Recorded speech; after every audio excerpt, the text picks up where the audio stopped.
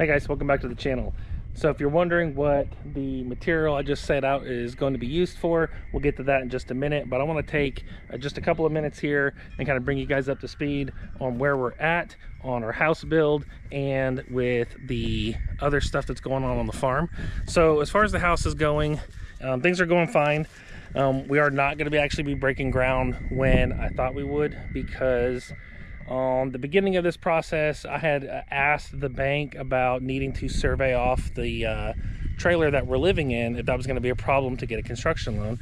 So they looked into it and they came back and said no. So we didn't order a survey at the time because they said we didn't need one. Well, as it turns out, a couple weeks ago, about a week and a half ago, they came back and said, actually, we are going to have to do a survey. The issue with that is obviously that, surveyors are usually pretty busy and it takes time for them to get you on their schedule. So now, instead of being able to close next week, we're going to have to close sometime in the beginning of April. It is a little bit of a delay, but again, when these things happen, I just kind of pivot and roll with it. It's part of the process. We try to stay in front of it. This one didn't work out. We actually got a few things we need to finish up that I didn't get done in February before the house really takes off and consumes my time, and that is addressing Jessica's goats that are coming. And I say coming, what I really mean is that they've already arrived.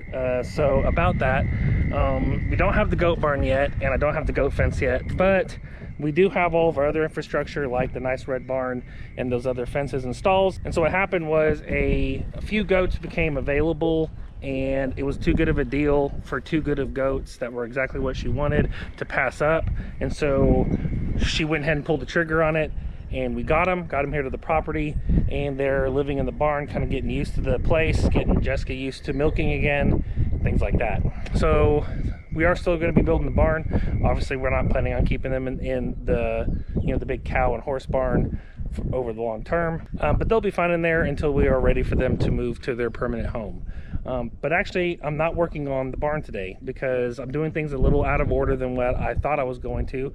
The way I saw it playing out was I would build the barn and the fences, and then I would do all the other infrastructure stuff as far as like Jessica getting a milking stanchion, because when you're milking animals, you want to make sure that they're secure, that they can't just walk off and do whatever they want. You don't want them kicking the pail or stepping in the milk, and having proper infrastructure set up when you're milking is vitally important. So in the meantime, we've just been figuring it out like we kind of do, but I've actually bumped building Jessica a new milking stanchion to the top of the list, and that's what I've got this material out for. Now, we had a milk stanchion in Arkansas, but actually I didn't bring it with us because we had decided that we were going to be getting out of goats, and I just didn't think that we were going to need it, and so I'm going to have to build a new one, and that's okay. There are a few things I'm going to change about my previous design to this one, but it's essentially going to be very similar. 2x4s, 1x4s, screws, nails, all the normal stuff. But anyways, let's get to the building. I'll go over some dimensions just kind of as we're going along. This is not going to be like a how-to plan.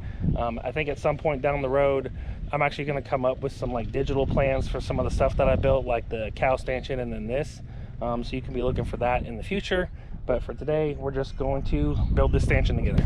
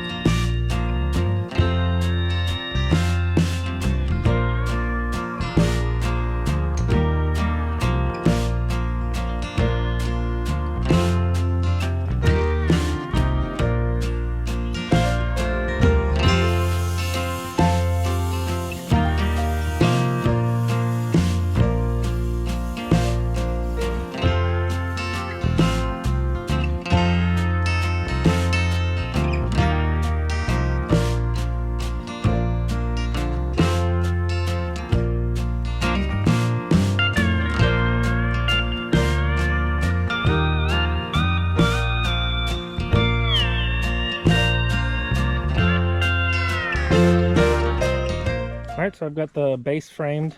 That's 20 inches wide here, and it's 48 inches wide, 48 inches long. One thing I would like to mention and point out is that I'm actually not building this off of any plans. I'm kind of just figuring it out in the moment, like right now. I did look online to see what was out there as far as like some do-it-yourself plans, just to kind of give me a point of reference. Found some rough dimensions that I felt like would work, and I'm kind of just going with my own design, kind of combining what I learned off the last one and what I felt like needed to be different. So when I started this, like I said, I knew where I was trying to get to, but how I was going to get there, I'm literally just making those decisions as I'm putting the pieces together.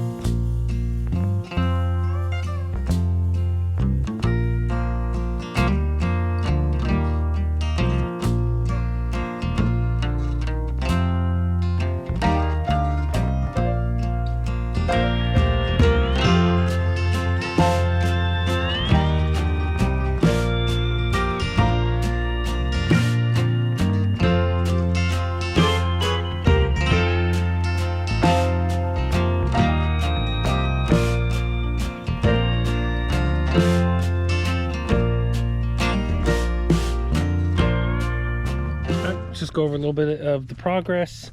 So I decided to use some composite decking boards. I had some left over from a previous job, the treehouse, and I like the fact that they don't deteriorate. They're completely waterproof. I also like the way that they secure. I like the fact that it gives equal spacing, lets water pass through in case Jessica ever has to wash this off. So we got composite decking, everything else is regular wood. Stained and a dark walnut, just some extra stain I had left over. I have a tendency to hold on to all that stuff. So this is where the head gate is. Out front here is going to be where we put this feed bucket. All right, so far it's come together pretty smoothly. Haven't had to make any major changes to the way I was envisioning it.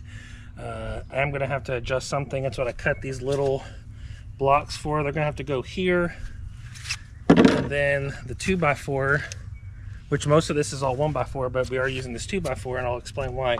So these are gonna have to actually offset this 2x4 off a little bit. And the reason why is this feed bucket lips around the backside. Well, the spacing here, so right here is a 2x4 width. So that's what the 2x4 is for. But if I was to put that flush up against the head gate, then there wouldn't be space for the 1x4 that's gonna be the locking mechanism to move. So we're going to push it out by 1x4, so 3/4 inch out, by attaching those first, then the 2x4, then we'll attach this, And that's fine because, you know, the head gate locking mechanism is going to slide down in between these 1x4s, and it's going to get secured between these two 1x4s up here at the top. So this one not being up against it or, you know, pressing it, it doesn't really need to hold it in place. The top and the bottom will.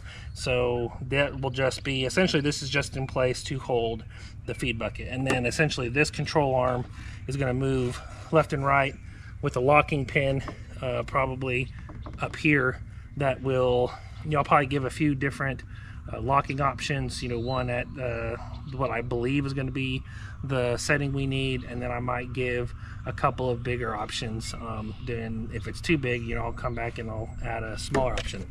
So I don't know exactly how that's all going to space out, but you know, there's a good chance I may just get all this set up and not drill the locking pin holes, and then actually put the goat on there with Jessica and mark where it needs to lock at. That way I don't have to that way I don't drill holes that I'm actually not going to use. Without having information like exactly how wide the goat's neck is, on the first stanchion I built in Arkansas, it was too wide. I ended up having to vet wrap around it to shrink the spacing down some. So this time I want to make sure that it's more accurate, so that way we don't have to do that. So anyways, I'm going to keep assembling the head gate and get some more pieces put on. We're actually almost done. I should be able to finish this today. I still got some clear coat on here that needs to dry. It's you know, making my hands a little sticky, but I didn't want to wait till tomorrow to finish assembling it. So I'm going to get everything assembled and let this dry overnight, and it should be ready for Jessica to use for the morning milking tomorrow.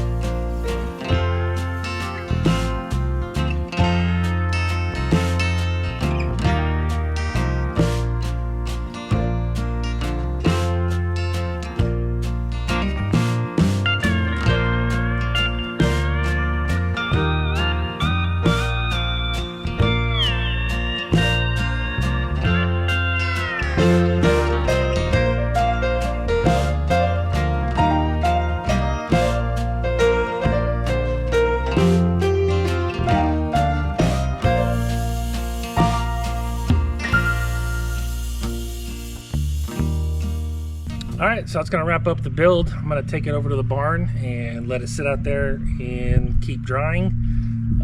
We may try and use it. I mean, it being a little sticky really isn't going to affect the goats at all. I didn't put any clear coat on the neck guards.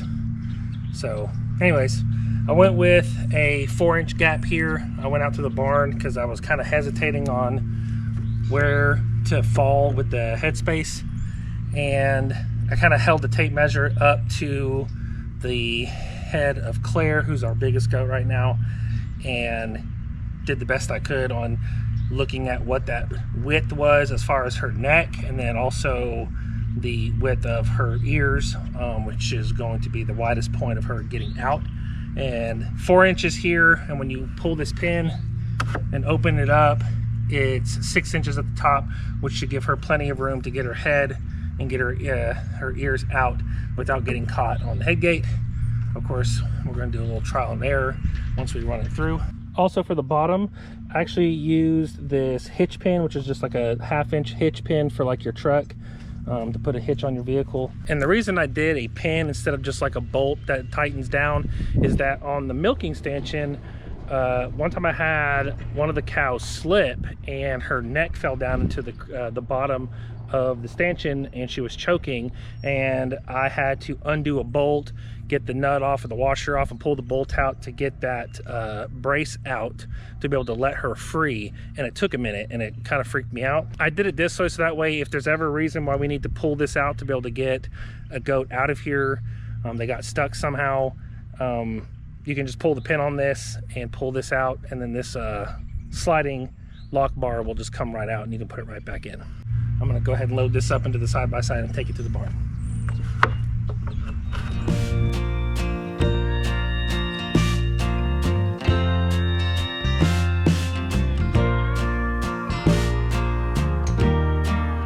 Okay, she's where she's gonna be, ready to go. Goats are checking her out. Said, looks like a stanchion. Well, this is where it's gonna stay until we get their barn ready and their place, their fence set up. But that's okay, that's what we're gonna be doing next. So thank you guys for hanging out with me and helping me build a stanchion for these goats for Jessica. The next thing is gonna be goat fence and goat barn. And I hope by that point we don't have any more hiccups, and we'll be breaking ground on the house, and then it'll just be hit the ground running on getting our house done. So thank you, and I'll catch you guys on the next one.